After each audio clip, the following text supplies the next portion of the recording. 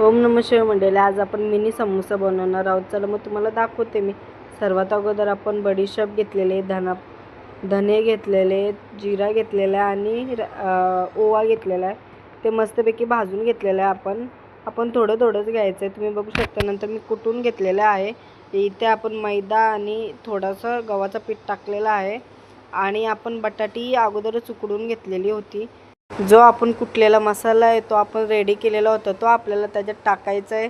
त्याच्यानंतर आगरी मसाला, हळद, धना पावडर, चवीनुसार मीठ टाकून मस्तपैकी हिरवी अशी कोथिंबीर टाकायची आणि सर्व असं मिक्स करून घ्यायचं आहे.